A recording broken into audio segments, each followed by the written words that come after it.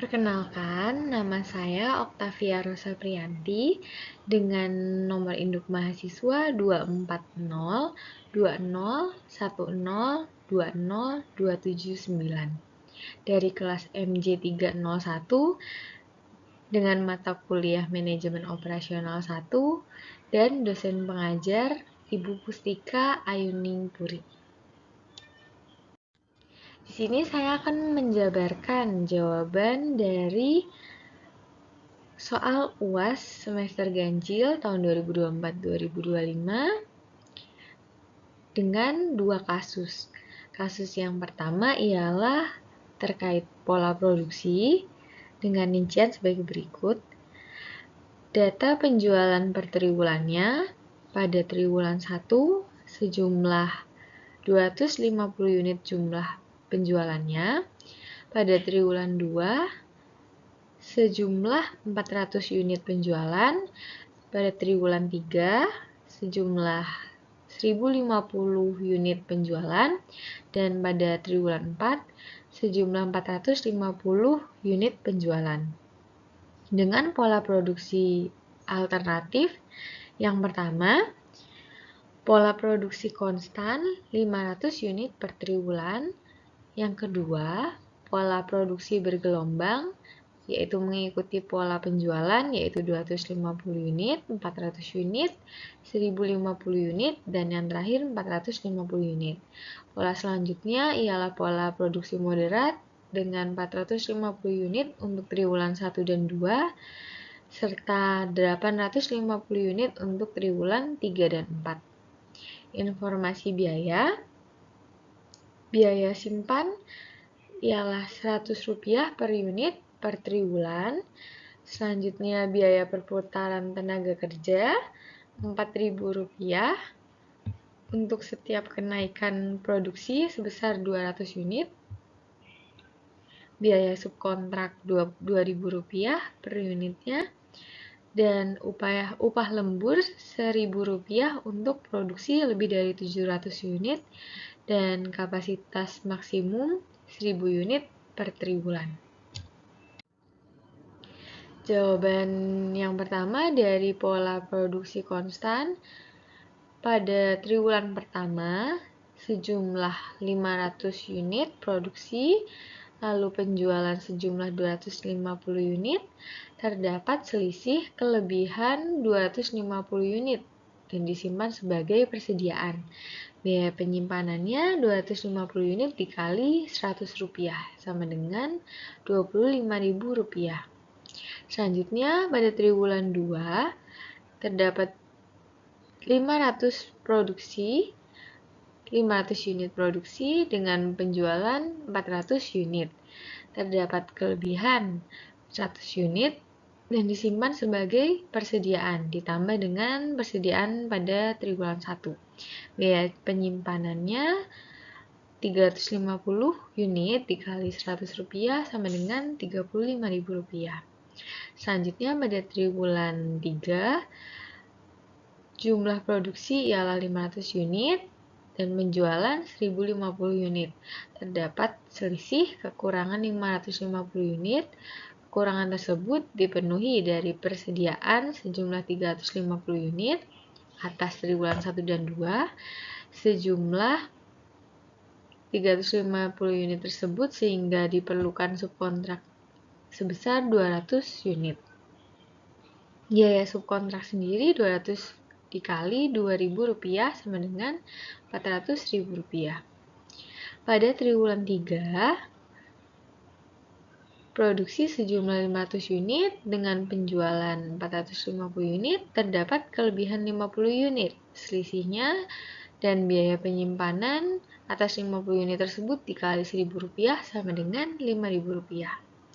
Total biaya produksi konstan ialah Rp25.000 ditambah Rp35.000 ditambah Rp400.000 ditambah Rp5.000 sama dengan Rp465.000. Selanjutnya, pada pola produksi bergelombang, triwulan satunya memproduksi 250 unit dengan penjualan 250 unit, sama tidak ada selisih dan tidak ada biaya tambahan karena produksinya sama dengan penjualan. Jumlah produksi sama dengan jumlah penjualan. Pada triwulan 2, produksi sejumlah 400 sama dengan penjualan, yaitu 400 unit. Terdapat kenaikan produksi sejumlah 150 unit dari triwulan 1. Sehingga terdapat biaya perputaran tenaga kerja atas kenaikan produksi tersebut, yaitu 150 dikali 200 unit dikali per 200 unit dikali Rp4.000 sama dengan Rp3.000. Pada triwulan 3, produksi sejumlah 1050 unit dengan penjualan yang sama, yaitu 1050 unit. Terdapat selisih 400 unit atas kenaikan produksi sejumlah 650 unit, namun kapasitas maksimum produksi per triwulan 1000 unit, sehingga dikenakan biaya perputaran tenaga kerja dengan 600 per 200 unit dikali Rp4.000 sama dengan Rp12.000. Selisih selanjutnya ialah 300 unit terhadap produksi di atas 700 unit dilakukan lembur, sehingga terdapat biaya lembur yaitu 300 unit dikali Rp1.000 sama dengan Rp300.000. Lalu selanjutnya ada selisih 50 unit. Atas kekurangan 50 unit tersebut dilakukan subkontrak. Biaya subkontrak sendiri ialah 50 unit dikali Rp2.000 sama dengan Rp100.000. Pada triwulan 4, jumlah produksi sejumlah 450 unit sama dengan penjualan, yaitu 450 unit. Terdapat selisih 600 unit, yaitu penurunan produksi sejumlah 60 unit dari triwulan 3. Tidak ada biaya perputaran tenaga atas penurunan produksi tersebut, sehingga dapat total biaya produksi bergelombang ialah Rp0 ditambah Rp3.000 ditambah Rp412.000 ditambah Rp0 sama dengan Rp415.000. Pada pola produksi terakhir, yaitu pola produksi moderat, di triwulan pertamanya jumlah produksi ialah 450 unit dengan penjualan 250 unit. Terdapat selisih kelebihan 200 unit disimpan sebagai persediaan dengan biaya penyimpanannya atas 200 unit tersebut dikali Rp100 ialah Rp20.000. Pada triwulan selanjutnya, triwulan 2, produksi sejumlah 450 unit dengan penjualan 400 unit. Terdapat selisih, yaitu kelebihan 50 unit dan disimpan sebagai persediaan ditambah dengan persediaan dari triwulan 1, yaitu 50 ditambah 200. Sehingga 250 unit dikali Rp100 sama dengan Rp25.000.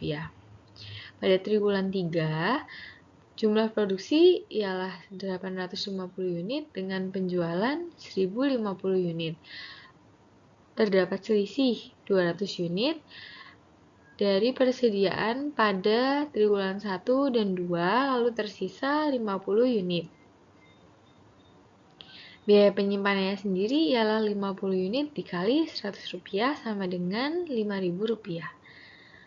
Lalu selisih selanjutnya ialah 150 unit terhadap produksi di atas 700 unit dilakukan lembur, sehingga terdapat biaya lembur yaitu 150 unit dikali Rp1.000 sama dengan Rp150.000. Selisih selanjutnya ialah 400 unit. Terdapat kenaikan produksi sejumlah 400 unit dari triwulan 2.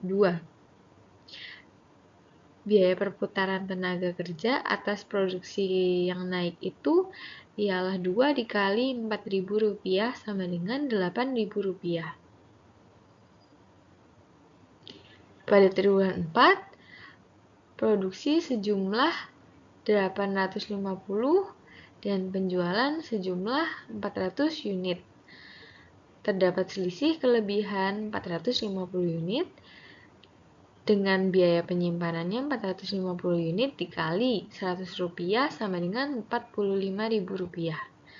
Lalu selisih selanjutnya ialah 150 unit terhadap produksi di atas 700 unit dilakukan lembur dengan biaya lembur 150 unit dikali Rp1.000 sama dengan Rp150.000. Total biaya produksi moderat sendiri ialah Rp20.000 ditambah Rp25.000 ditambah Rp163.000 ditambah Rp195.000 sama dengan Rp403.000. Berdasarkan perhitungan tadi atas 3 pola produksi, pola produksi yang sebaiknya dipilih oleh perusahaan adalah pola produksi moderat dengan total biaya yang paling efisien, yaitu Rp403.000. Selanjutnya pada kasus 2, yaitu terkait manajemen proyek, terdapat rincian data sebagai berikut, yaitu kegiatan, waktu dengan satuan jam, serta pendahulu.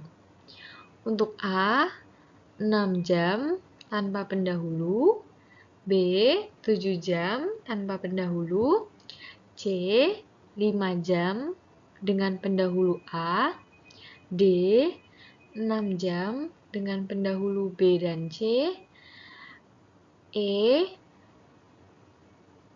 5 jam dengan pendahulu B dan C, F, 8 jam dengan pendahulu D, G, 4 jam dengan pendahulu E dan F. Berikut gambar jaringan proyek yang didapatkan dengan rincian perhitungan slack time-nya serta jalur kritis pada proyek. Sebagai berikut.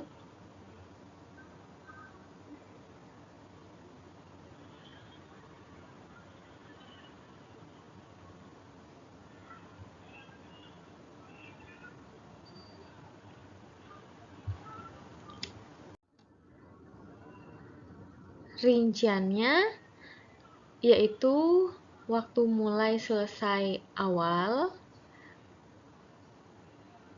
sebagai berikut.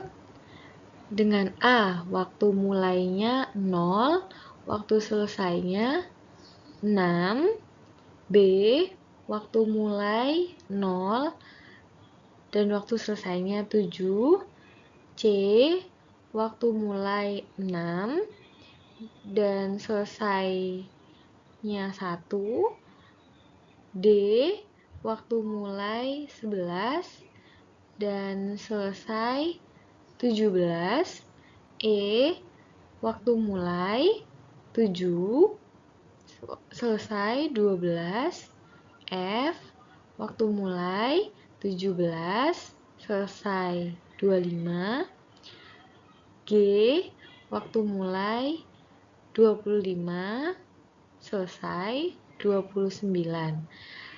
Dan yang selanjutnya ialah waktu mulai dan selesai terakhirnya. Untuk A, waktu mulai 0, selesai 6, B, waktu mulai 4, selesai 11, C, waktu mulai 6, selesai 11, D, waktu mulai 11, waktu selesai 17, E, mulai 16, selesai 21, F, mulai 17, selesai 25, G, waktu mulai 25, selesai 29, dengan slack time-nya masing-masing.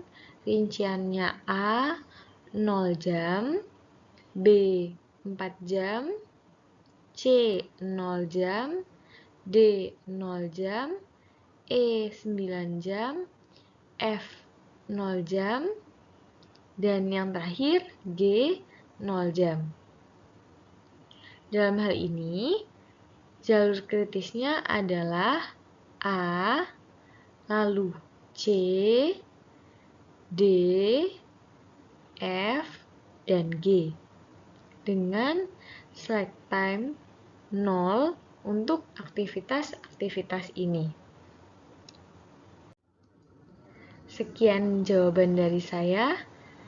Kurang lebihnya mohon maaf. Terima kasih atas perhatiannya.